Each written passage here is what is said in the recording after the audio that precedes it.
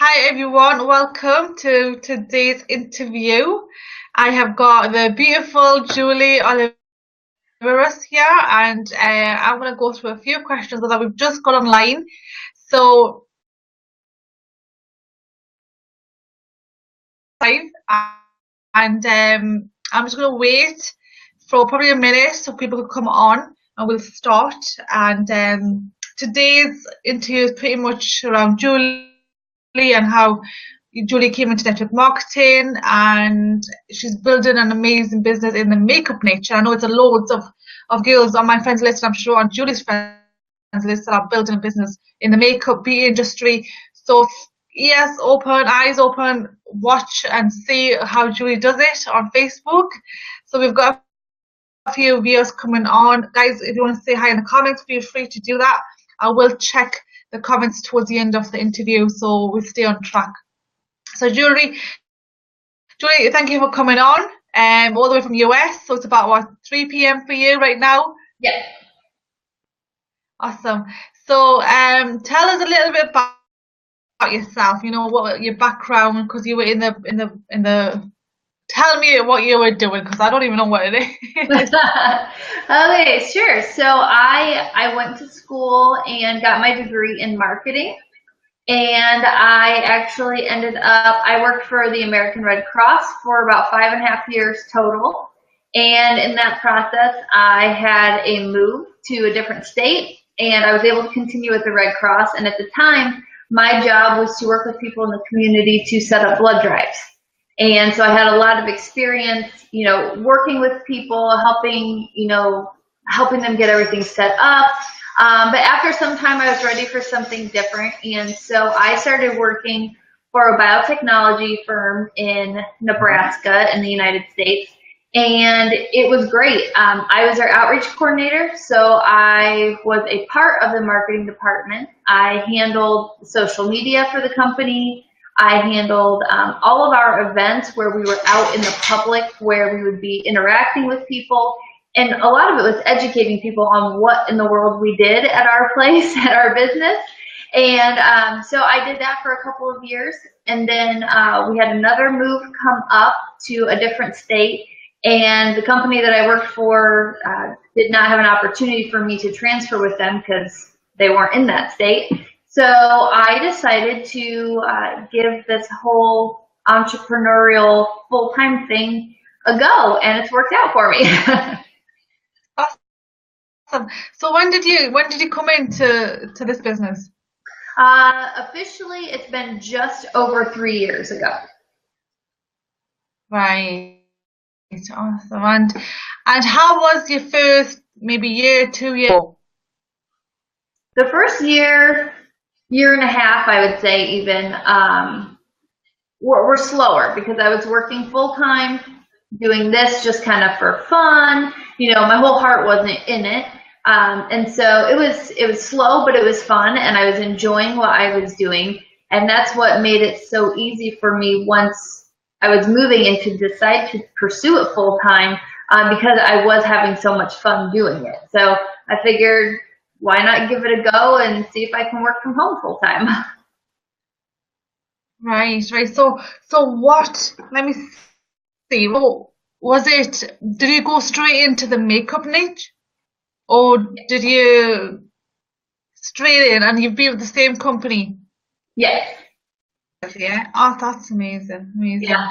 And I was looking at your page. I was looking at your page a few weeks ago, and I shared it with loads of people. I loved your page. I love how you've got it out. When did all the attraction marketing start for you? That really started about 6 months ago. I wasn't for sure, really, to be very honest, what exactly I should be doing on my business page. How should I be communicating with people? How should I be sharing with people?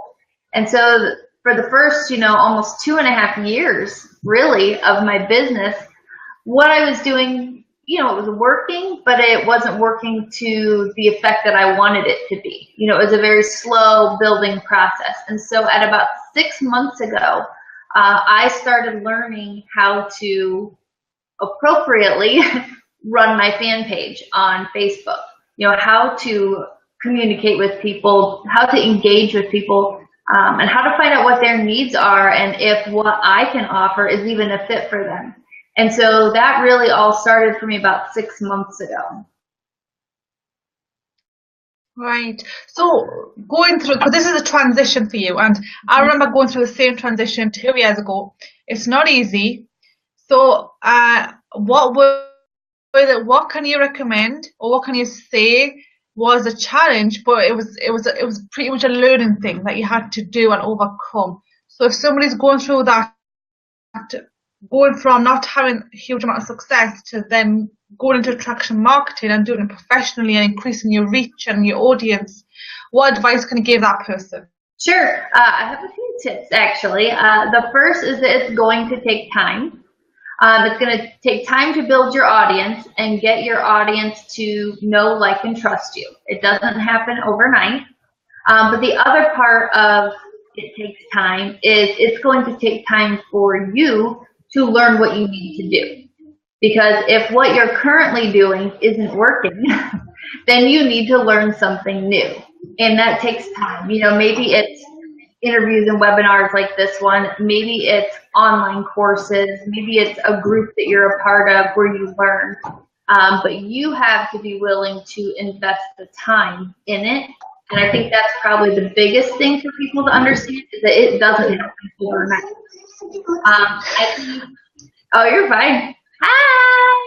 You're supposed to be in bed like an hour ago. Okay, go on have some waffles. Okay, darling. Okay, just sit down. Just sit down. Okay, darling, sit down. Okay, so go on, carry on. So you were saying about knowing your audience. Yes, and it takes time to, you have to have time to invest in it. Hi, girls. Can you go get some chocolate? Yeah. Okay, go get some chocolate. Go on. I have to bribe them to get out.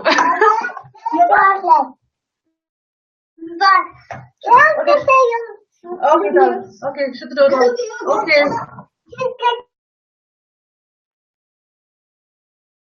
Okay.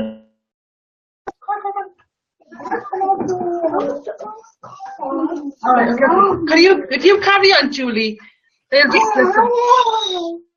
That's fine. And I think the other piece of it too is creating your own content. Because that takes time, because you need to think about, sometimes if you're trying to think about what to share with people, you might, you have no idea what you should be sharing, right? So a great way to create content for yourself and for your page is to think about what questions people ask you. So whatever niche you're in, think about questions people might ask you. If you're in the weight loss niche, people might ask you, exercise or whatever. Turn those customers into content for your page. And that's been big for me. Yeah.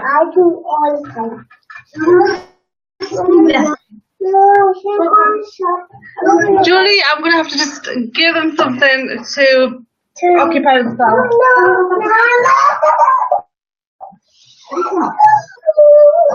Sit down. Okay, don't talk, okay? Right. Sorry about this, Julie. That's okay. Okay. So, Tent, what was the first stage? You said you've got to build your audience. So, where would you recommend somebody who's got a fan page in the makeup niche go to build their audience?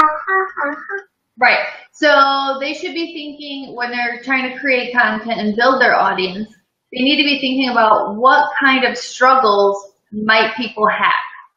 So in the makeup niche, maybe it's, someone wants to cover up dark circle, or maybe they don't know how to use and tutorial videos addressing those struggles for people. And when you're able to help solve somebody's problems, they begin to, you know, they like your video, they like you, and then they start to share your information with their friends. So that's huge for me too. Sure. Sorry. You just want to be in the picture now, don't you? Right. Right. Bye. Bye. Right. Bye, I'll put it on. Okay, thanks. Bye. Bye, darling. Bye, Faisal.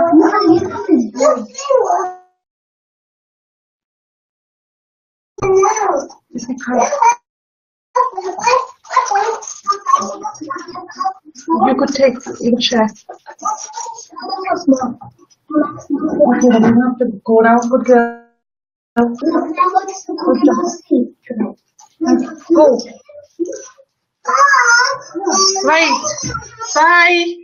Okay, I'm done. They just want attention now. Right.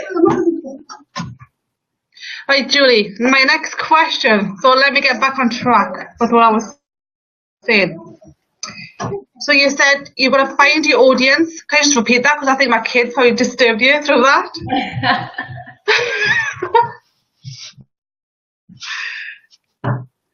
Yeah, so you have to find your audience, and then you have to create content that is appropriate for your audience. So a lot of that is knowing your audience and taking questions that you get asked and turning those into pieces of content to share with other people. Because chances are, if one person has that question, you know, there's millions of people on Facebook. Chances are there's a lot of other people with that same question. So taking those questions and turning them into pieces of content to share on your page is a great way to build your audience. Right. Okay. iPads work wonders when you need them. I'm not sure. Right. Hey, that's Definitely. You know what? Work from home. Struggles. Definitely. Do you have children as well? I don't, but I'm not kidding you. I promise you, almost every time I'm doing a live interview, my dog will start barking. Or, you know, doing a live tutorial or something, the dog will start barking. I'm surprised that hasn't happened yet. Seriously. So in terms of the questions that you get asked, I mean, most people that I'm sure are watching are in the makeup niche or even weight loss and health, like you mentioned, they already get those questions, you know, from their customers. Maybe it's offline or maybe it's in their inboxes when they're online. So sharing that, what does it make them look like when they share problems and solving problems and covering questions? Do you get people that inbox you now without you even having to reach out to them? Yes.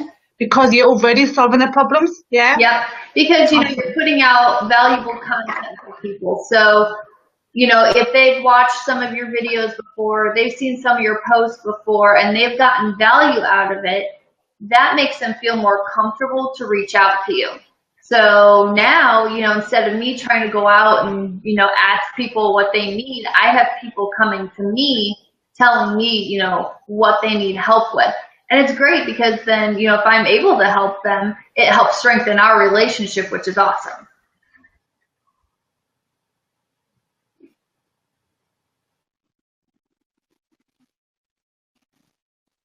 Sorry, you froze there for a second. Oh, sorry.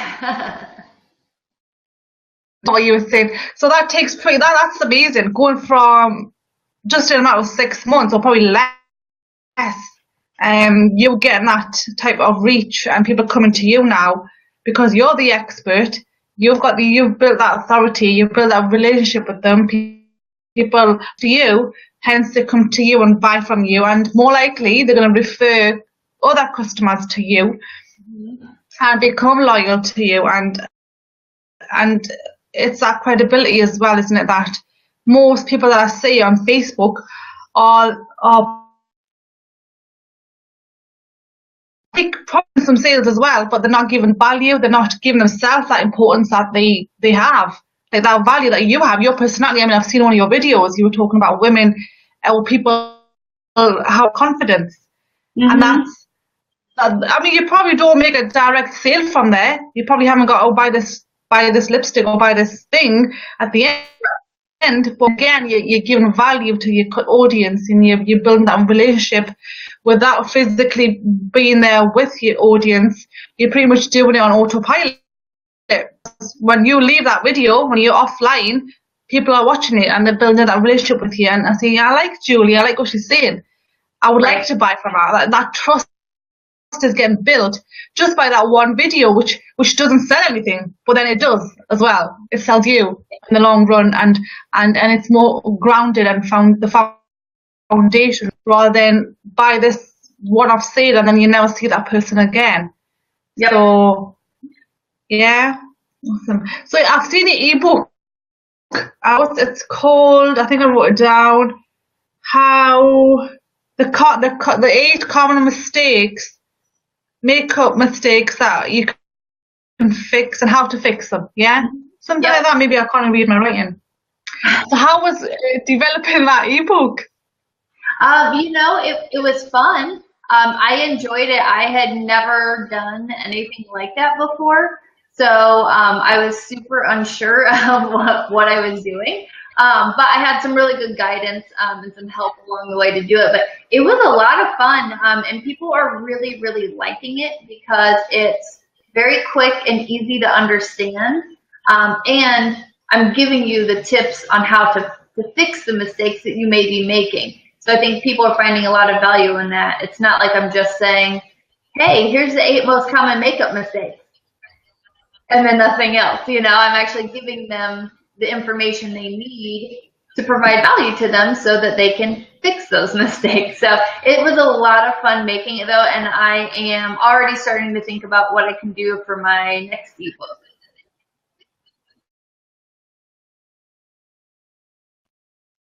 Do you want to say that again, Julie? Oh, sorry, I know it kind of froze up. So yeah, so it was a lot of fun to do, and I'm looking forward to my next ebook to see what I can do for that one. Brilliant. So, guys, if you want Julie's ebook, feel free to go over to her page. It's called Julie Oliveris. Oliveris, yeah.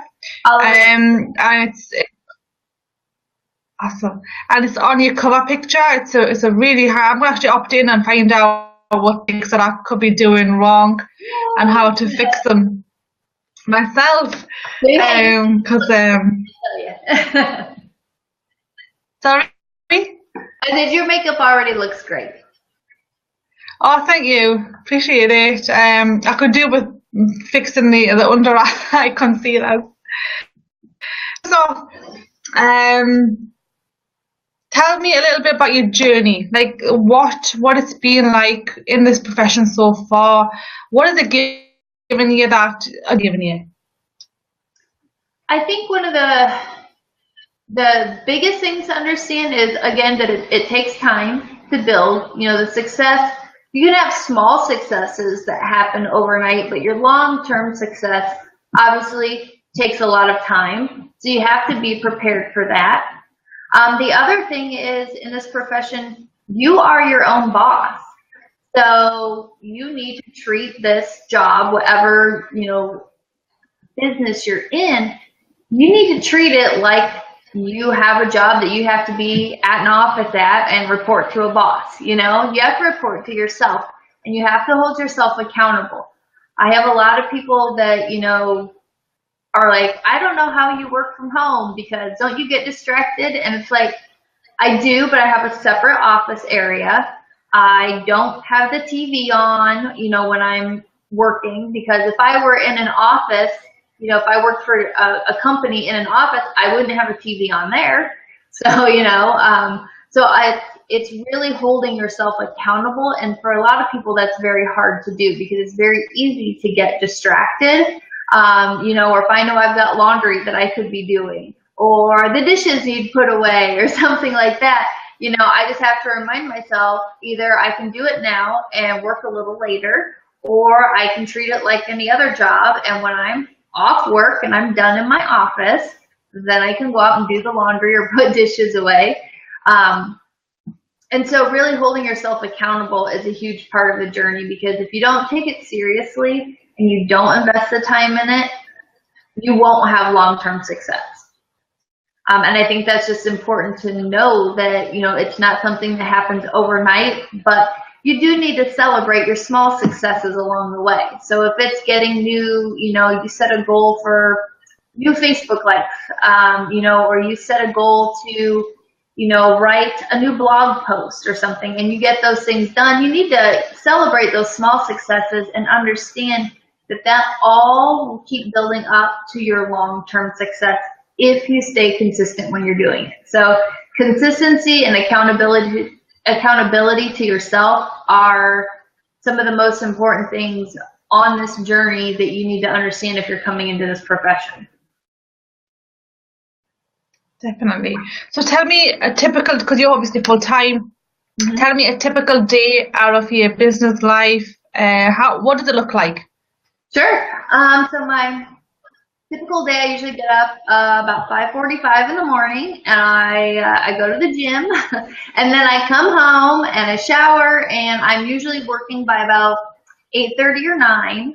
But usually at some point, when I'm at the gym or something, if I'm riding a bike or whatever, I usually scroll through, and I usually do a few minutes of work in the morning, even before I go to the gym.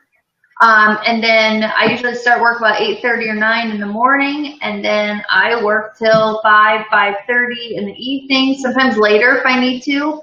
And then there's other times where, because for me, a lot of my customers are online in the evenings. So I just know that sometimes in the evenings, 7, 8, 9 o'clock at night, I will be working. And it's not like that every single night, but that's one thing that if you are going to be, doing a business where you do a lot of business online, if you are your only customer service person, you need to be available to an extent when your customers are available. And for me, a lot of that's in the evening. So during the day, I'm doing a lot of the behind the scenes type stuff. I might be like doing inventory, or I might be working on my blog or my website, or creating tutorial videos, kind of those behind the scenes things. And then in the evenings, I tend to be a little bit busier helping customers. But it's great because I create my own flexibility throughout the day. So if I want to leave for a couple hours in the afternoon and go to the pool or something, I can do that. So there's definitely a trade-off, but just being aware too of your customers and their needs and their availability is something to just take into consideration when you are setting your hours for the day. Awesome. Thank you for that. Because what you're doing, and this is going to be a bit controversial as well in a way, but what you're doing, the attraction marketing, you're branding yourself, is not normal. Most network marketers are not doing that. And what was the biggest challenge for you to have that shift when it comes to the norm? Like a network marketer, what was the biggest challenge? Because you've obviously outsourced, you've invested in yourself quite a lot, time and money to get to where you are, to build that brand that you've got right now. It's, I could not guess which company you're with until I asked you, and then you told me which company you're with. And tell me, why is that important, and what was the challenge that you had to face to make that shift, to go from what every other person's probably doing in the same company that you're in, to you standing out and really becoming that leader? Right. I think, first of all, you have to understand that if you're going to break away and stop using your company name in your videos and your photos, it's a little nerve-wracking, right? Because then you aren't using all that pre-made content anymore. You got to make your own content, and that does take a little bit longer. But the reason I had a couple of reasons I did that. One is so that I stand out online, because my goal is to provide valuable tips for women or men, hey, whoever, but mostly towards women who are wearing makeup on a daily basis, but they don't have time to spend 2 hours doing their makeup. They maybe got 10 or 15 minutes in the morning. And so what I wanted to do was provide valuable tips to those types of people that need that kind of information. And really what it comes down to is providing that information to people doesn't matter what company I'm with at all. Now, in all my videos and everything, I use the products from my company. And when people see something that they like, they can, ask me what it is. But, I guess the important thing is my company that I'm with is not what's important. It's me that's important, because I'm the one that you work with.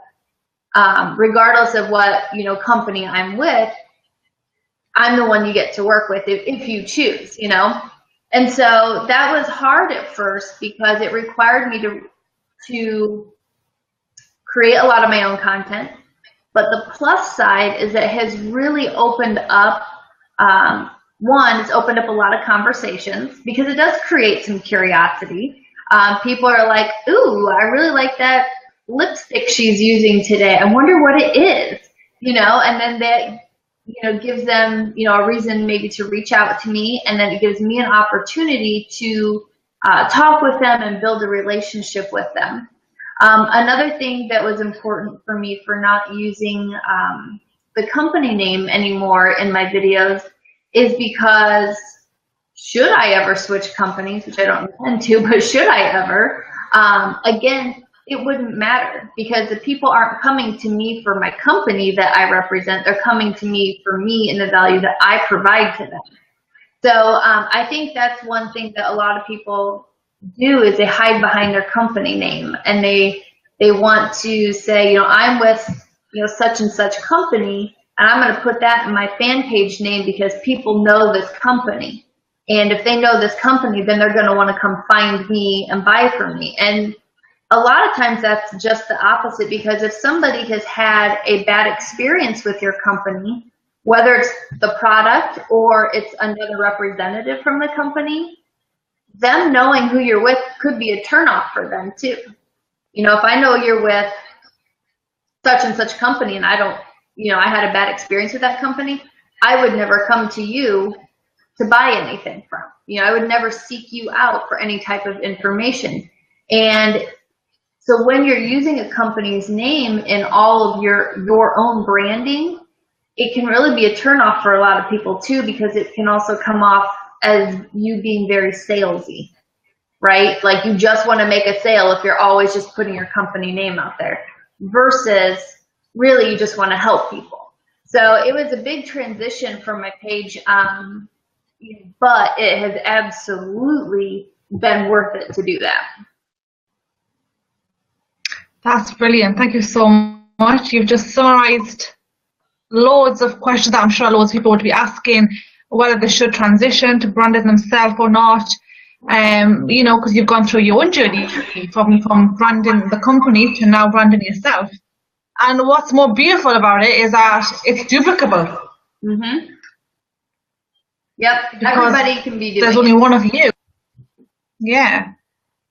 And then instead of seeing the same company logo everywhere on social media, it does look saturated just by seeing it in profiles, because it could be mutual friends. But when you promote yourself and give them value, there's no saturation, because it's you. Well, people will like, know, and trust you and buy from you. And if they don't, they'll buy. So thanks for that. That's covered. I'm sure it's covered a lot of questions. Yeah, who are probably wondering whether they should transition or not, because I see a lot of people just move from company to company because they feel, oh, this company's done its job now, we've done the sales now, people don't want the product, or things like that come up, and there's no real residual income there. Mm-hmm. I think a big problem I see is I feel like when people change companies often, it's because they don't understand that in network marketing, it's all about, it's all about me. It's all about you and what you're doing. sure, the companies are supposed to provide you with a great product, but the people that hop around to different companies are the type of people that won't have longevity in the business because they're relying solely on the company and the company brand and the company product for their success. They're not relying on themselves for their success. So when I see people leave one company to go to another company, whether it's in the same industry or a different industry, a lot of the time it's because they think they're magically all of a sudden going to do better with this other company than they are with their current company. But the truth of the matter is, unless you change what you're doing and how you're marketing yourself, it doesn't matter what company you're with, you won't be successful unless you learn how to market yourself and build relationships with people. Absolutely. How important do you think is getting the mentoring through that? Mentoring, coaching. Oh, it's How important is it for someone who's making that transition, coach, or are they okay to go on YouTube and find their way through? Oh, okay, I see what you. So if they want to start doing coach, sorry, the video broke up. But if they want to start doing coaching, or if they're coaching someone else. Like, so say for you to make the transition, did you need a mentor or a coach or someone to guide you? Is that important? Yes, it is. Because what I was doing clearly was not working. But, or I guess it wasn't not working, it was working very slowly. And so I didn't know what I was doing well enough. So having a coach or a mentor in the business to help me do that made a huge difference for me, because it's somebody that has that experience, that's already done it, they could show me the way to do it. And now I can show other people how to do it, you know? I figured it up yesterday, but in 6 months, my business page on Facebook has grown almost 700% in 6 months. And a lot of that is by changing how I do things. But I never would have known how to do that if I didn't have a business coach to help me and to help me understand how to do all of that. So yeah, absolutely. If somebody is looking to make a change to, you know, you don't have to start a whole new fan page. I didn't. But you can start transitioning on your current page away from branding the company and start branding yourself. And another thing you can do is have your own logo made. That's what I did. You know, have your own logo. Yep. There's a lot of resources that can create logos for you. And you know, hey, that's a business expense, and then it's a business write-off. But yeah, create your own logo for yourself. I think that is a great way to set yourself apart. Definitely. And it doesn't cost a lot. I mean, online businesses, when you think about investment needed, it's next to nothing compared to traditional businesses and compared to being stuck and buying stock just to hit you.